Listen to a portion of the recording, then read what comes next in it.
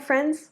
This has been such an awesome week at Compassion Camp, and I am so excited for all of the cool things we've done and that you've gotten to participate in. I'd like to show you what the week looked like. Some of the things you might have participated in, and some of them you missed this week, but you could always try them out next week. It's never too late to sign up for Compassion Camp, and no matter what age you are, so feel free to invite friends to participate with us this month. Let's take a look at some of the cool scenes from this week. We love St. Mark's. Welcome to the table.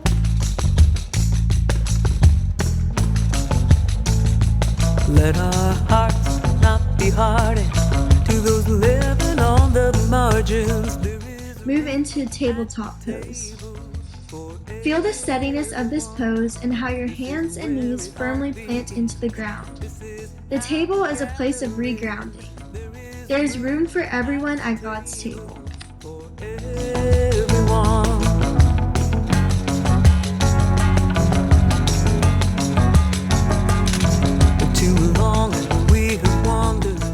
Everyone, this is Miss Claudia. I'm right here at St. Mark's today.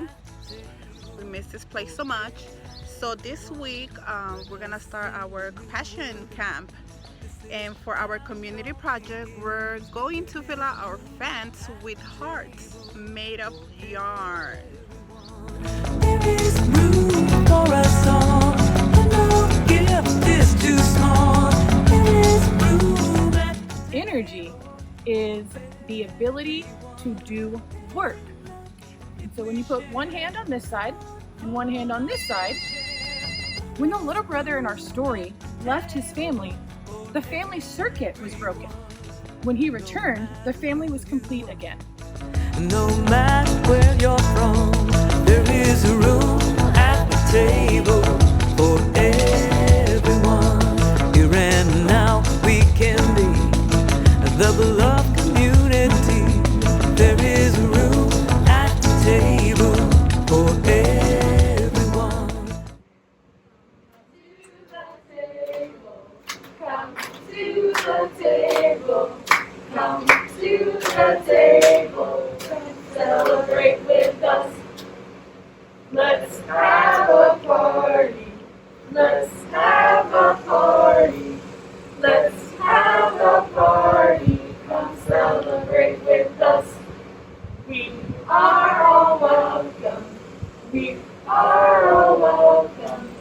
We are all welcome. Come celebrate with us. This week we learned how the beginning of compassion is seen. This is one of the most true and honest ways that we live out in God's compassion. When we really see that people are sad, lonely, scared, or hurt, we begin to feel it with them. That's our empathy. Where did you see sadness this week? Hi, I'm Samantha, and I've seen sadness this week in a news article in the newspaper about the first COVID cases hitting refugee camps. Friends, this week I saw sadness in my friend whose dad just died. So there's a lot of sadness there. I have seen sadness this week in a friend who has a sick family member, and so they're very worried about their sick family member. Where did you see hurt this week?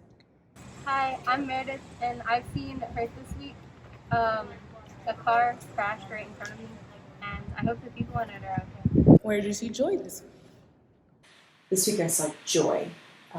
Video calling with my goddaughter, her name's Beatrix, and the joy that she gets feeling God's hug when she's outside. It's just so cool to watch her. I love seeing that joy.